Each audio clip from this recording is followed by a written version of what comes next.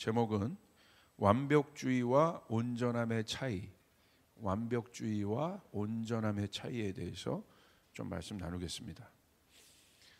그러니까 신앙생활을 하다 보면 결국 우리의 신앙이 영적인 거잖아요. 영적인 문제잖아요. 영적인 것은 보이지 않는 거라는 거예요. 그러나 그 보이지 않는 그 영적 세계를 우리가 믿지요. 그러니까 혼적인 세계가 아니죠. 영적인 세계죠. 그 영적인 세계를 구축하는 가장 큰 그 두 힘이 있죠. 힘들이 있죠. 그 하나는 하나님으로부터 오는 능력이죠. 또 하나는 누가 또 움직이고 있습니까? 사탄이죠. 사탄의 목적은 분명합니다. 우리를 꺾는 것입니다. 그리고 하나님을 대적하는 거죠. 그게 사탄의 목적이죠. 그러니까 곳곳에 사탄의 활동들이 많아요. 마귀의 활동들이 많습니다. 그 중에 하나가 말씀을 왜곡시키는 거예요. 거짓말하는 거죠. 그게 사단이죠. 틀어버리는 것입니다. 진리를 왜곡시키는 것. 그게 미혹이죠. 우리 아담과 하와를 미혹했잖아요.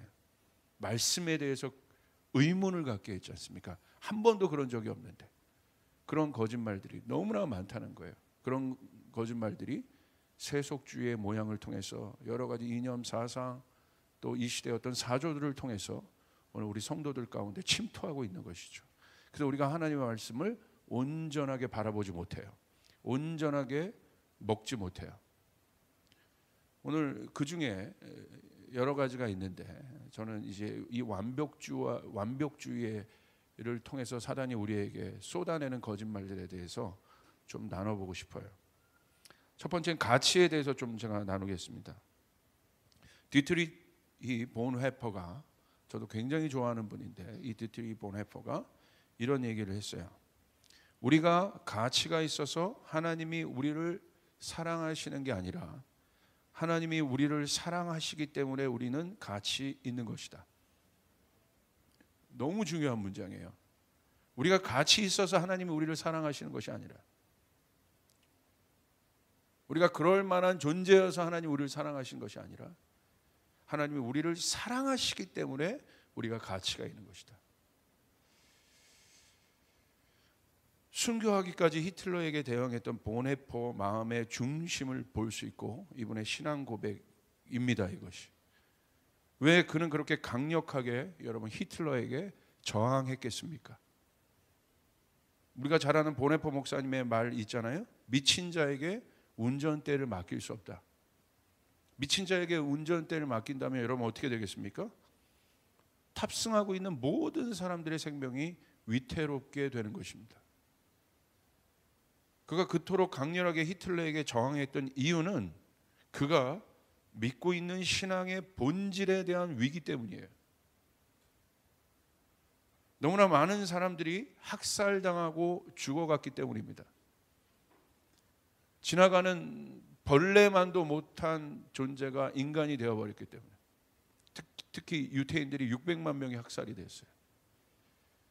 하나님의 형상으로 창조된 사람이란 존재가 이렇게 죽을 수 없기 때문입니다. 가치 있는 인간이 이 사람이 하나님의 형상, 우리들이 얼마나 가치 있는 존재인데 한 사람의 미치광이에 의해서 죽을 수 없다는 거예요. 그래서 그는 저항했어요. 본헤퍼 신앙 안에 있었던 사람이란 존재는 어떤 존재예요? 하나님이 사랑하시는 존재예요. 우리들은 그 증거가 무엇입니까? 자기 아들을 죽이시기까지 구원해야 하는 존재가 저희들입니다. 여러분이 얼마나 중요한 분들인지 아시겠어요? 아시길 바라요. 우리 옆 사람에게 고백해 주세요. 당신은 중요합니다. 그 증거가 뭐예요? 예수님 죽으셨다는 거예요. 우리를 위해서. 그래서 예수님은 그 당시 가장 어렵고 이것이 예수님 마음 안에 있는 중심이에요. 그래서 예수님의 사역을 보십시오. 그 당시 가장 어렵고 힘들고 비천한 사람들에게 가셨어요. 존재 가치가 없는, 그 당시 사회에서 존재 가치가 없는 사람들에게 예수님은 들어가셨어요. 그죠? 그들과 대부분의 시간들을 보내셨어요. 예수님의 사역은 다 거기 있었어요. 궁전이 아니었습니다. 왕궁이 아니었습니다. 높은 산이 아니었습니다. 병자들, 죄인들, 낙오자들, 배고픈 자들, 삶이 고통인 자들에게 예수님 가셨습니다. 아무도 자신들에게 관심 가져주지 않았는데 예수님은 다가가셔서 그들을 만져주셨고 안아주셨습니다. 심지어 어느 정도로 우리를 존중히 여겨주셨어요? 십자가에 함께 죽어가던 죄인 한 사람까지 힘을 다하여 입을 열어 그 사람의 손을 잡아주셨어요. 그를 구원하셨습니다. 여러분 삭개오를 알죠? 얼마나 이 자신에 대해서 이 자기 자신에 대해서 그 당시 열등감으로 살았던 사람입니까? 우물가의 여인 아시죠? 사람들의 낯빛을 피하여 낮에 물을 길러 그 떼약볕이 강한 낮에 물을 길러 오는 사람이었어요. 간음한 여인 아시죠? 사람들의 비판 가운데 있었던 이제 사형이 언도된 그 여인에게 예수님 다가가셨어요. 그리고 뭐라고 하셨어요? 공통점이 뭐예요? 그들의 가치를 존중해 주셨어요. 그들이 얼마나 중요한 사람인지를 말씀해 주셨어요. 모든 사람에게 있어서 가장 중요한 문제가 바로 이 가치의 문제입니다. 이것이 예수님 사역의 핵심입니다. 그 마음이 있어야 사역할 수 있습니다. 그 절정이 무엇입니까? 예수님 우리를 존중히 여겨주신 절정이 제자들의 발을 씻기시는 모습이에요. 어떻게 그럴 수 있습니까? 완벽하신 그분이 어떻게 무릎을 꿇고 이미 배반할 걸 아시는 제자들의 발을 닦을 수 있단 말입니까? 그럼 왜 그런 거예요? 이유는 하나입니다. 우리가 가치 있는 존재이기 때문에. 그리고 자신의 살과 피를 나누신 성찬입니다. 이 두 가지 사건이에요. 이것이 예수님의 마음을 볼 수 있어요. 우리를 향한. 이 사건의 핵심을 보아야 합니다. 우리가 존중받을 만한 조건이 있어서 그런 것이 아니에요. 세상의 관점에서 본다면 그들은 존중의 개념에서 멀어진 사람들입니다. 근데 예수님이 그렇게 하셨다는 거예요. 이것이 우리에게 도전인 거예요. 이것이 예수님이 우리에게 보여주신 복음의 실제예요. 말씀의 실제예요.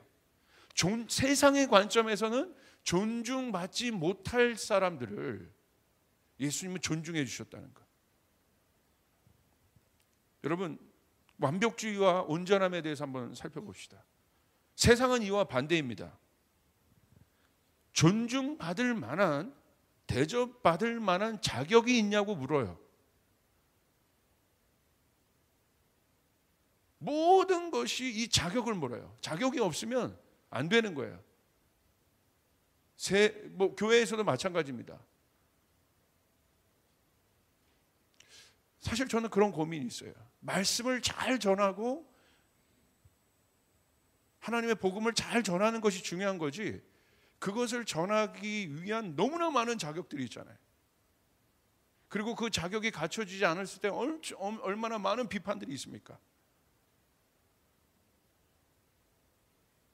본질이 형식에 묻히는 것들이 너무나 많아요.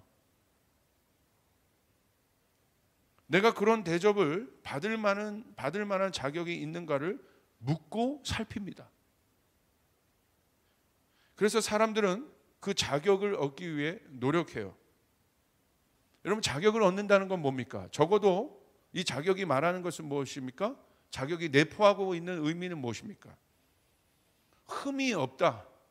적어도 저 일을 할 만한 자격이 된다. 흠이 없는 상태를 말하는 거예요. 그 자격이 흠이 없는 것을 증명해 주는 거예요. 여러분 흠이 있는 제품을 누가 보겠습니까? 근데 예수님 보세요. 세상의 관점에서 맨 흠이 있는 사람만 봤어요. 세상은 흠이 있는 사람을 안 봐요. 흠이 생기는 순간 상품 가치가 없어지는 거예요. 재고품도 안 됩니다. 그건 팔 수가 없어요. 완벽해야 돼요.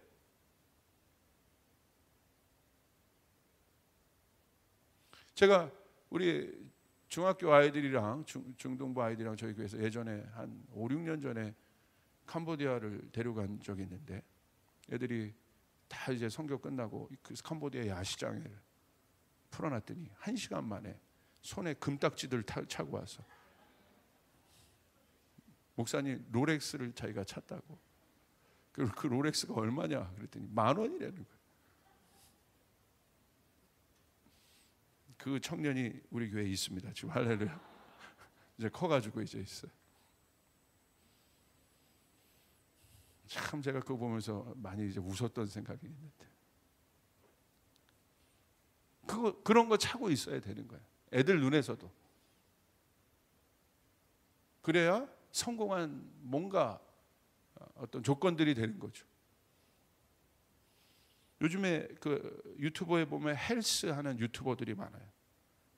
맨 뷰티에 관한 그 컨텐츠들이 많습니다. 먹는 것, 아름다움에 대한 컨텐츠는 절대 망하지 않아요. 예, 인간의 본능에 대한 것이기 때문에 여러분 유튜브로 뜨고 싶으면 그 2가지 컨텐츠 한번 떠요. 이거 아멘 할 거 아닌데, 아멘 한 거. 그분들 보십시오. 완벽한 몸과 피부, 얼굴 이런 것에 신경을 쓰죠. 제가 봐도 너무 저 뭐 순정 만화에 나오는 그런 몸들, 그런 얼굴들인데, 그리고 그런 두뇌를 가진 사람들 주목합니다. 그리고 그들의 완벽함에 대한 찬사가 엄청납니다. 근데 언제부터 이 찬사가 없어지기 시작해요? 뭔가 그보다 월등한 존재가 나타나거나, 아니면 뭔가 흠들이 잡히거나 흠이 생기기 시작할 때. 그래서 누가 떴을 때 사람들이 가장 많이 하는 건 뭐예요? 조사대가 출동해서 그 사람의 흠을 찾아내는 거예요. 흠을 찾아내면 이제 끝나는 거거든. 이것이 지금 우리가 사는 세상이에요. 흠 찾기에 여념이 없어요.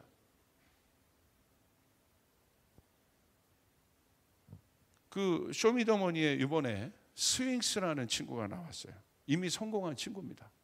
래퍼 쪽에서는 전설가, 이게 혜성처럼 등장해서 이제는 그 힙합계의 중심이 된 친구입니다.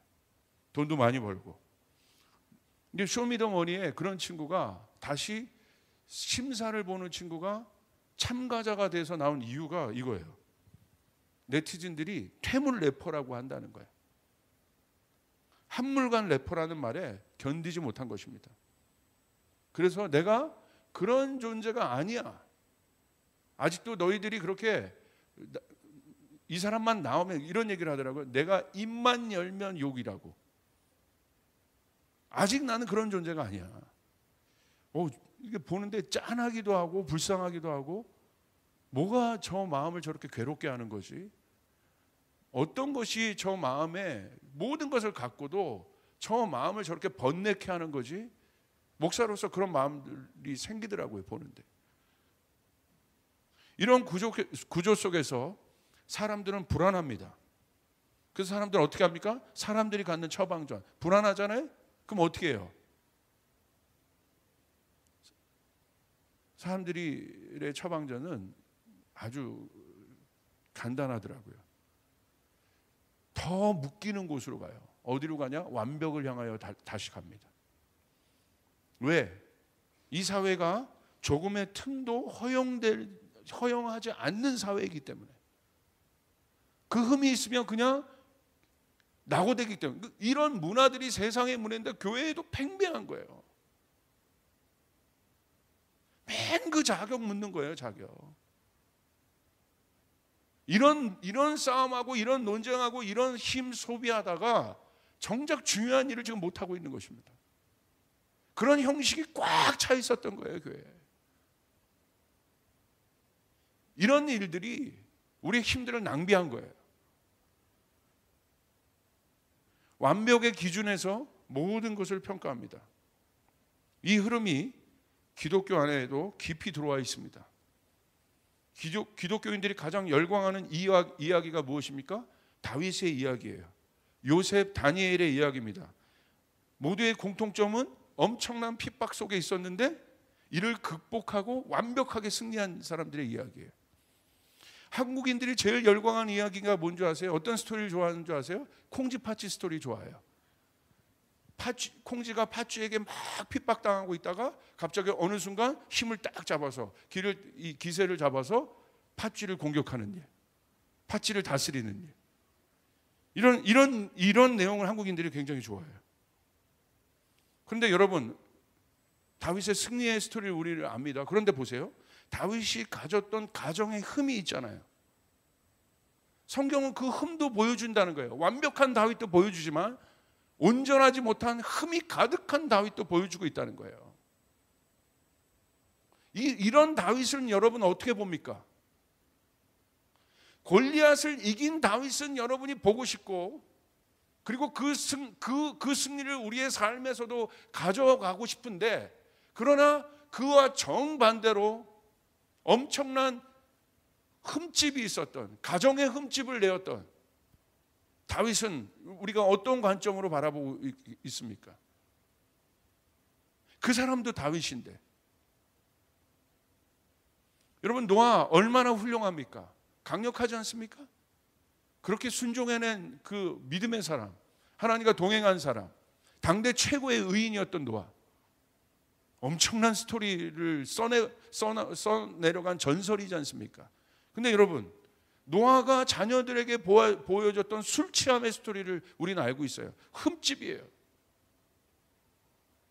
그 사건은 어떻게 보고 계십니까? 그것도 노아입니다. 여러분, 엘리야를 우리 알죠? 850대 1의 이 전쟁을 갈멜산에서 승리했던 어마어마한 장수와 같은 엘리야, 거대한 산과 같은 믿음을 가졌던 이 사람. 근데 여러분, 그 이후에 엘리야가 보여줬던 흠을 보십시오.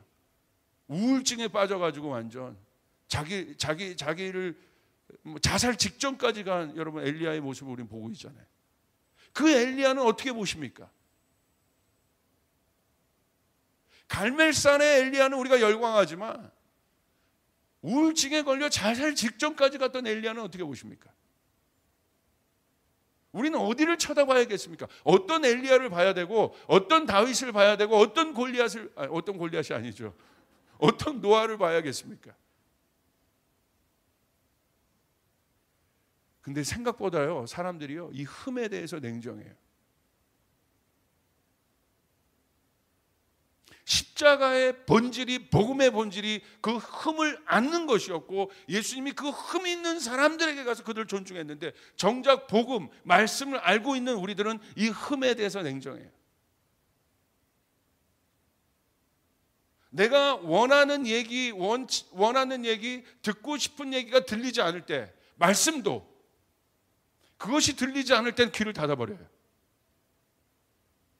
한 유명한 신학자가 얘기했어요. 오늘날 교회의 문제점은 뭐냐? 듣고 싶은 얘기만 듣는다는 거예요. 하나님의 말씀이 듣고 싶은 것만 들려져 있습니까? 듣고 싶은 스토리만 본다는 거예요. 온전히 먹지 않는다는 거예요. 온전히 보지 않는다는 거예요.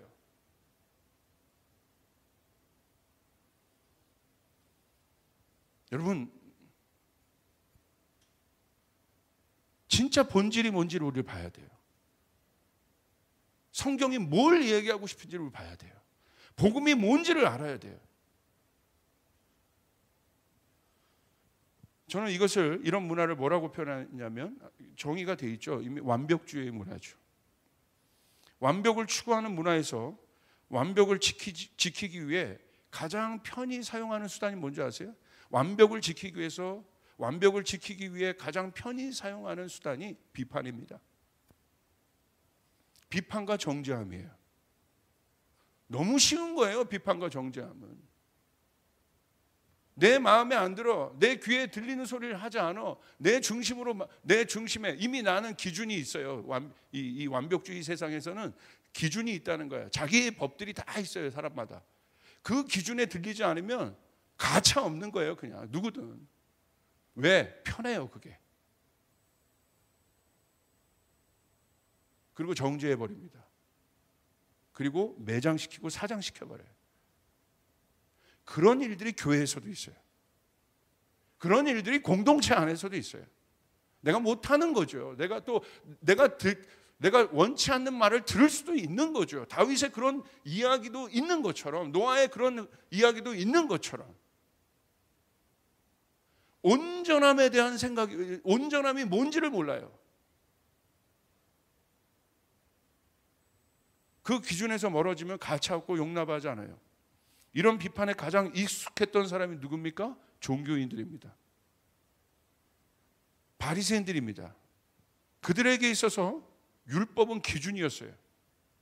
그들은 율법을 완벽하게 지키기 위해 노력했던 사람들이에요. 그런데 보십시오. 그 율법에서 멀어지거나 또 그 율법에서 조금이라도 벗어나면 어떻습니까? 가차없습니다. 비판합니다. 판단합니다. 정죄합니다. 거기에 어떤, 이 기독교의 핵심이 사랑인데, 하나님의 성품 자체가, 속성 자체가 사랑인데, 모든 능력은 그곳으로부터 오는데 어떤 능력이 나타나겠습니까? 어떤 증거가 나타나겠습니까? 그런 메커니즘으로 가득 차 있는데, 그들이 추구하는 완벽함은 뭐였어요? 성경은 얘기하죠. 자기 의다, 자기 의다. 자기가 중심이 되어서 추구하는 의. 누구 얘기도 안 듣는 거예요. 자기 기준을 꽉 가지고 살아요. 그래서 솔직히 말하면 여기 장년 어르신들 계시는데 이 메시지를 깊이 들으시길 바랍니다. 아이들이 편합니다. 아이들은 기준이 없어요. 순수해요. 있는 그대로 받아들여요. 어리면 어릴수록. 하나님의 말씀도 애들은 그렇게 봐요. 그런데 이게 굳어지고 고착화가 되고 고착화가 될수록 자기 생각 속에 딱 있어요. 흔들리지 않아요. 누가 뭐래도 복음은 이런 겁니다. 말씀은 이런 겁니다. 흔들리지 않아요. 꽉 가지고 있습니다.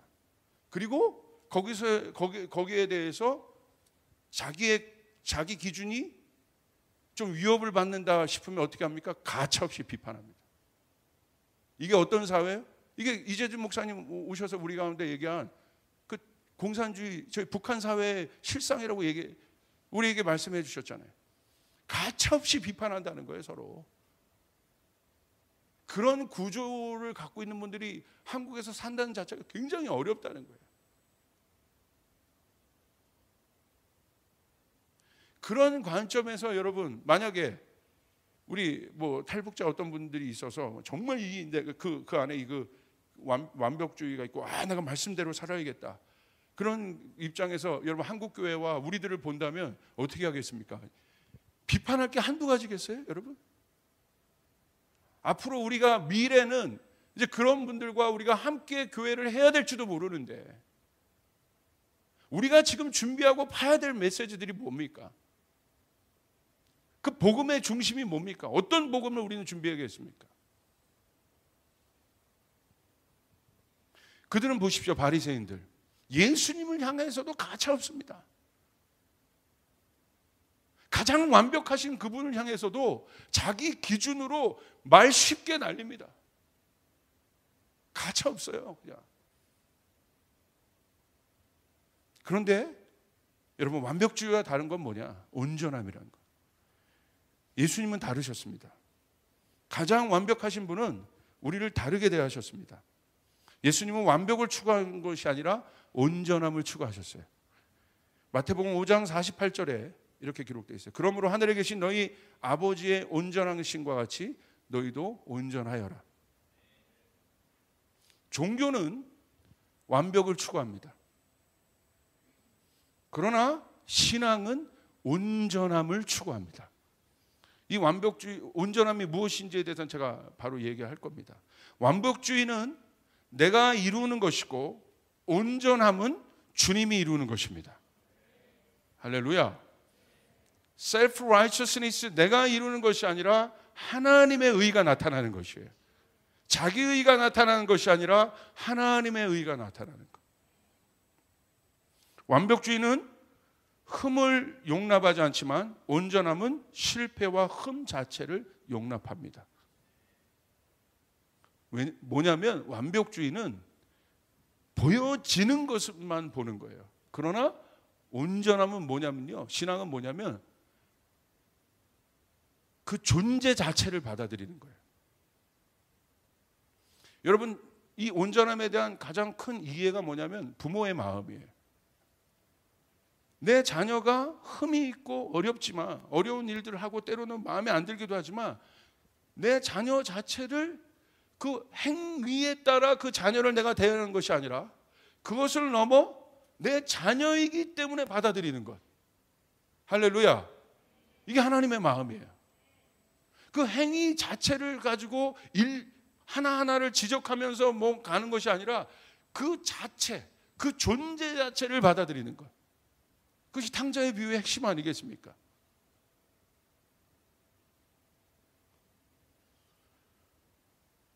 조건 없는 수용, 조건 없는 사랑들이었어요.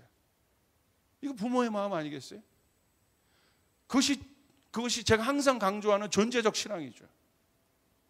근데 우리는 우리 자녀들에 대해서는 그런 마음들을 가지고 그렇게 살면서 왜 타인에 대해서는 그러지 못합니까? 나와 다른 사람에 대해서는 그러지 못합니까? 나와 다른 생각을 가진 사람에 대해서는 왜 그러지 못합니까? 그래서 그 문제들이 해결되지 않으면 절대 스몰 모임 되지 않아요. 절대 공동체가 구성되지 않아요. 형식적으로는 관계할 수 있어요. 그러나 하나님이 원하시는 진정한 단계의 코이노니아가 이루어지는 공동체로 나갈 수 없어요. 여러분, 이것이 무너져야 합니다. 여러분, 진짜를 보기 원한다면 이것이 무너져야 되는 것이에요. 내 안에 그 기준들이 무너져야 된다는 것이에요. 나와 다른 사람이 있을 수도 있는 거예요. 내 마음에 들지 않는 말을 할 수 있는 사람이 있을 수 있는 거예요. 내 자녀들도 그러잖아요. 내 자녀가. 내 형제들도 그러잖아요. 티격태격 하지 않습니까? 그렇다고 해서 그 존재 자체를 거절합니까? 근데 우리는 바깥에서는 그렇게 해요. 예수님 우리에게 그렇게 하지 않으셨는데, 신앙의 여러분 제자가 된다는 건 무엇입니까? 자기를 부인하고 자기 십자가를 지고 예수님을 따르는 것 아니겠어요? 예수님이 뭘 따르는 것입니까?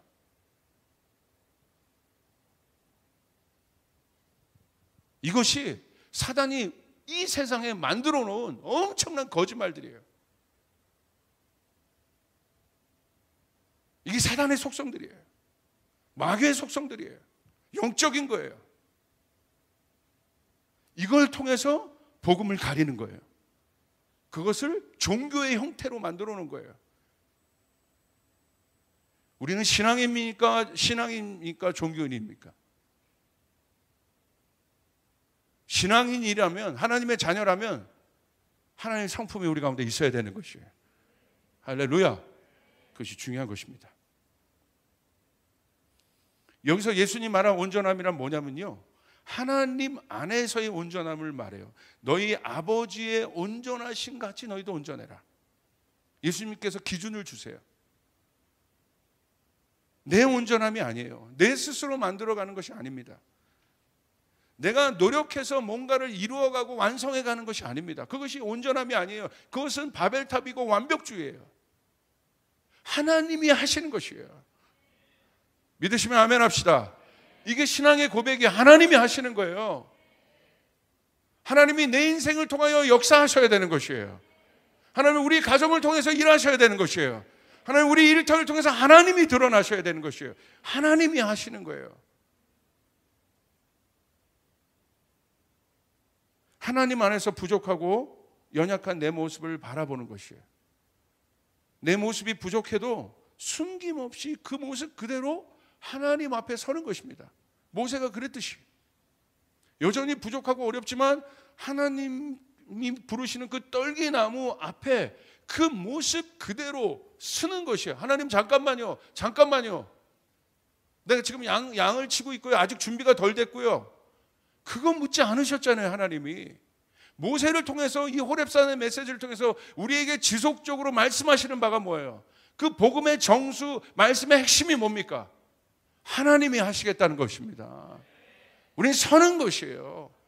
어색하고 부족하고 벌거벗은 나의 모습이 창피하지만 그 모습 있는 그대로 서는 거예요. 그런 모습이 공동체에서 처음에는 어색하고 그런 모습들을 나누는 것이 어색하지만 있는 그대로 그 모습들을 나눌 때 용납하고 수용하고 사랑하는 분위기가 되면 거기에 안전지대가 생기는 것이, 어떤 안전지대? 하나님이 말씀해 주시는 안전지대. 거기에 하나님의 역사가 일어나기 시작합니다.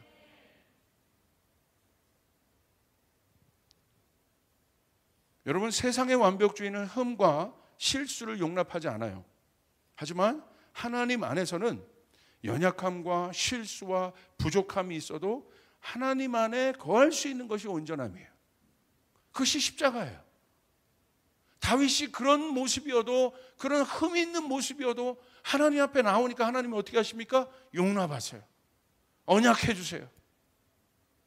노아가 그런 모습이 있었어도 오히려 노아의 그런 모습을 은혜로 가렸던 자녀들은 복을 받고 그러지 않았던 자녀는 저주를 받습니다. 뭘 말씀하고자 하는 것입니까? 엘리야가 그런 모습을 가졌어도 하나님 어떻게 하십니까? 네가 그럴 수 있냐고 하나님이 책망하지 않으시고, 엘리야이니까 그럴 수 있는 거예요. 엘리야도 그럴 수 있는데 하물며 우리는 어떻습니까? 사랑하는 여러분, 엘리야도 그럴 수 있는데 하물며 우리는 어때요? 우리도 지칠 수 있는 거예요. 우리도 힘들 수 있는 거예요. 우리도 어려울 수 있는 것이에요. 문제는 뭐예요? 지치고 힘들고 어려운데 기댈 수 있는 곳이 없다는 거예요. 여러분, 우리 공동체가 그 공동체가 돼야 됩니다. 이 돌봄의 시대 때 저에게 주신 건 딱 하나예요. 엄청나게 회개가 되더라고. 오히려 이 코로나 때 줌을 통해서 오히려 리더들을, 어저께 아브라함까지 다 만났어요. 리더들. 진작 이렇게 할 걸. 진작 이렇게 할 걸. 이렇게 들을 걸. 잘 듣겠습니다. 이렇게 사셨구나. 이렇게 힘들구나.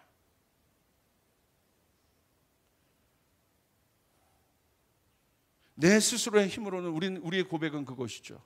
내 스스로의 힘으로는 완벽할 수 없지만 내 힘이 아니라 믿음으로 하나님을 의지할 때 결국 온전한 하나님이 드러나시는 일이 바로 진정한 온전함이고 완전함입니다. 그분이 드러나시도록. 우리 교회는 그분이 드러나셨으면 좋겠습니다. 우리는 그분이 드러나셨으면 좋겠습니다. 질문합니다. 완벽주의의 작별을 고하다라는 책이 있어요. 코넬리아 마크라는 사람이 쓴 책이에요. 완벽주의의 작별을 고하다. 여기에, 이 책에 이런 질문들이 있습니다. 당신은 완벽한가? 내가 여러분께 이렇게 묻는다면 대부분 곧장 아니요라고 대답할 것이다. 다음 질문은 좀 더 대답하기 어려울 줄 모른다. 당신은 완벽한 사람이 되기를 적어도 몰래 바라는가? 엄청난 책이에요. 당신은 완벽한가? 곧장 아니요. 그러나 두 번째 질문, 당신은 완벽한 사람이 되기를 적어도 몰래 바라는가? 우리는 어떻습니까? 이 마음이 하나님 앞에 설 때도 있어요. 우리가 그 완벽하신 하나님 앞에 이 부족한 인간이요, 의의를 갖고 견주는 거예요. 우리가 하면 얼마나 하고, 우리가 드리면 얼마나 드리고, 우리가 수고하고 희생하면 그게 얼마나, 여러분, 그 십자가와 비교할 수 있겠어요? 그거 갖고 우리가 하나님 앞에 쓰기도 하고 못 쓰기도 하고, 그런 걸 했을 땐 뿌듯하고 안 할 때는 저기 구석에 가 있고, 다 사단이 만들어 놓은 거짓말이에요.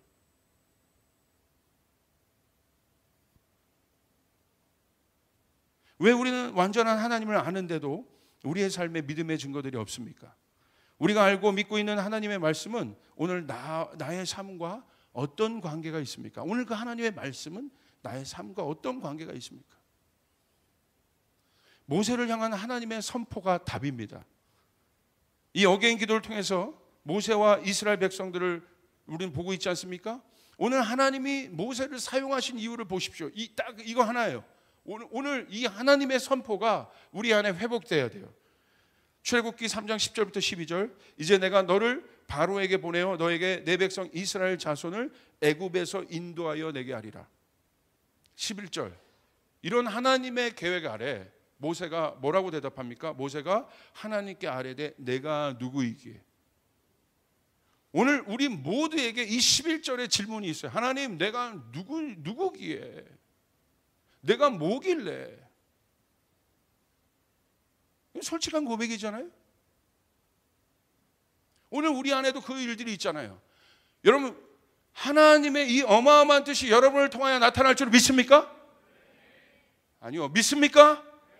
그러면 그 다음 단계에 이 고백하는 거예요. 모세처럼. 내가 누구이기에. 내가 뭐길래? 못해요, 하나님. 나를 보세요. 양이나 치고 있어요, 지금. 내가 누군지. 내가 누굽니까, 하나님? 이거 사실 그냥 자기 솔직하게 얘기한 것 같지만 엄청난 저항인 거예요. 원죄로부터 나온 저항들인 거예요. 자기가 중심이 딱 돼 있잖아요. 하나님 앞에서 의를 고백하잖아요. 여러분, 그거 아세요? 소돔과 고모라가 망했을 때 주님이 하나님 그러셔요. 의인 몇 명이 없으면 10명, 100명 쭉 내려오잖아요. 내가 망하지 않게 하겠다. 제가 예전에 섬겼던 한 목사님이 그 본문을 갖고 휠체어에 타셨던 목사님인데 신학교에 제가 초청을 했어요. 그분이 그 설교를 하셨는데 제가 되게 충격적이었어요. 우리는 그것을 중보기도의 어떤 말씀으로 보잖아요. 저는 다른 관점으로 그것도 해석하셔요. 이 아브라함이 하나님 앞에서 의의를 논하고 있다는 거예요. 의인 몇 명만 준비하면 하나님을 멸하지 않으시겠습니까? 결국 그 의인 한 명이 없잖아요. 소돔과 고모라의 메시지를 통해서 하나님이 말씀하신 것은 의의를 갖고 하나님과 논쟁하고 있단 말이에요. 아니죠. 여러분, 하나님을 하나님 되게 하셔야 해요. 하나님만 의로우신 거예요. 그 하나님의 의로움 안에 우리가 있기 때문에 우리가 의로운 거예요. 예수 그리스도를 통하여 그분을 나로 말미암지 않고는 아버지께로 갈 자가 없다. 그러므로 사랑하는 여러분, 복음이 뭡니까? 십자가 예수 그리스도시죠. 그분을 여러분의 삶의 중심으로 두시길 바랍니다. 잊지 말고 두시길 바랍니다. 그분은, 복음은 우리가 넘어져도 연약해도 부족해도 있는 그대로 하나님 앞에 다가오고 나오면 용납하시고 세우세요. 그리고 하나님 앞에 자격 없는 우리를 서게 하십니다. 이게 복음이에요. 사단은 이거를 속이는 거예요. 이것을 거짓말로 만들어서 우리 가운데 침투시키는 거예요. 깨어 있어야 합니다. 우리 마지막 주 여러분 이 기도회 때 우리 안에 있는 이 모든 거짓말들을 예수의 이름으로 부셔버려야 돼요. 할렐루야. 참 복음의 능력이 나타나야 되는 것이에요. 십자가의 능력이 내 안에 세워져야 되는 것이에요. 그것이 우리 공동체 안에, 우리 삶 안에 나타나야 되는 것입니다. 내가 누굽니까? 이 고백이 우리 안에 있어요. 솔직한 고백이에요. 그런 모세를 향하여 하나님 뭐라고 얘기합니까? 이스라엘 자손을 애굽에 인도해서 내리니까 내가 누구기에? 12절. 하나님이 이르시되 내가 반드시 너와 함께 있으리라. 내가 그 백성을 애굽에서 인도해 낸 후에 너희가 이 산에서 하나님을 섬기리니 이것이 내가 너를 보낸 증거니라. 할렐루야. 여러분, 하나님 우리와 함께 하실 것입니다. 이것을 믿는 것이 믿음입니다. 그러므로 이것은 뭐예요? 모세가 여전히 부족해요. 모세를 향한 하나님의 존재적 선포예요. 이제 이 캐리그마가 우리 안에 일어나야 돼요. 회복돼야 돼요. 말씀 안에 있는 이 선포가 우리 안에 회복이 돼야 돼요. 설명과 해석이 아니라 선포가 회복돼야 되는 것이에요. 나는 이렇게 부족해도 하나님이 나와 함께 하신다. 나는 이렇게 연약해도 하나님 나와 함께 하신다. 우리 가정이 이렇게 연약해도 하나님 우리와 함께 하신다. 이런 믿으시길 바랍니다. 캐리그마예요, 그게. 말씀.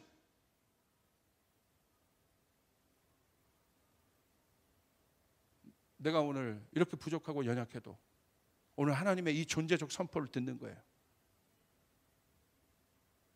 사랑하는 나의 자녀야, 내가 너와 함께 할 것이다. 그 음성을 붙들어야 돼요.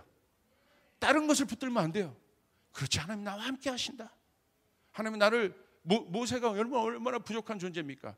그러나 여러분, 여기서 중요한 것은 과정이 필요해요. 출애굽하고 광야, 약속의 땅까지 과정이 필요해요. 이 과정 안에서 우리가 받아야 될 건 결국 어떤 존재가 됩니까? 이스라엘 백성들이 가나안을 가서 그 찌질이 이스라엘 백성들이 가나안에 가서 병사들이 되고 장군들이 됩니다. 그것이 하나님의 계획이라는 거예요. 여기서 절대 여러분 만족하면 안 됩니다. 여러분을 향한 하나님의 계획이 있다는 것이에요. 약속의 땅이 있다는 것이에요. 그러므로 존재적으로 선포해야 되는 것이에요. 지난주 저희 아버지가 저희를 향해서 그 존재적인 선포를 했든지, 하늘을 날아라. 날아보려고요. 할렐루야.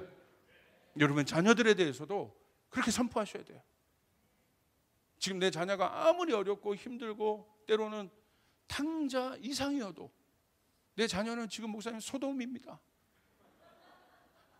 그래도 선포하셔야 돼요. 너는 하나님의 자녀다. 너는 하나님의 자녀다. 너는 하나님의 자녀다. 한국교회는 여기서 무너지지 않는다. 한국교회는 일어난다. 어떤 상황에서 일어난다. 우리 가정은 일어난다. 이 존재적 선포가 내 안에 있는 거짓말도 깨게 하는 것이에요. 이기게 하는 것입니다. 그것이 하박국 선지자의 고백이에요. 난 여호와로 인하여 즐거워하리로다. 난 여호와로 인하여 즐거워하리로다. 존재적 선포를 회복하셔야 돼요. 여러분, 왜 하나님이 우리 교회를 이 도시 안에 두셨겠어요? 많은 어려움들이 있잖아요. 딱 하나예요. 여러분, 이 도시 전체의 권위를 우리가 받으려면, 영적 권위를 받으려면 쉽겠습니까? 그게? 당연히 어려움이 있는 거예요. 수많은 마귀의 세력이 있는 거예요. 이제 일어나 존재적으로 선포해야 돼요. 기도의 자리에서 존재적으로 선포해야 돼요. 그런 음성이 들릴 때마다 존재적으로 선포해야 돼요. 오늘 이 문을 열고 나갈 때 여러분 존재적으로 선포하셔야 돼요. 하나님 나와 함께 하신다. 하나님 우리 가정과 함께 하신다. 오늘 모세에게 존재적으로 선포해 주시잖아요. 내가 너와 함께 할 것이다. 이제 이 선포를 나에게 한번 쫓아해봐요. 나는 하나님의 자녀다. 하나님 나와 함께 하신다. 내 자녀는 하나님의 자녀다. 하나님이 함께 하신다. 내 일터는 하나님이 계시는 곳이다. 하나님이 함께 하신다. 여러분 안에 이 축복의 권세를 찾아오시길 바랍니다. 이 영적 권위를 찾아오시길 바랍니다. 이 말씀의 권위를 찾아오시길 바랍니다. 말씀을 해석하지 말고 선포하시길 바랍니다. 할렐루야. 조건이 있어서 우리가 하는 것이 아니에요. 이것이 한국교회 안에 무너져야 돼요. 조건이 있어서 우리가 할 수 있는 것이야. 어떤 조건이 있어서 우리가 복음을 나눕니까? 아니에요. 부족하고 어려워도 여러분 복음을 나누십시오. 하나님의 말씀을 나누십시오. 그걸 통해서 핍박을 받아도 또 나누십시오. 하나님 여러분에게 역사하실 것입니다. 그런 여러분이 되시기를 주님의 이름으로 축복합니다. 우리 주님께 영광의 박수 올려드리겠습니다.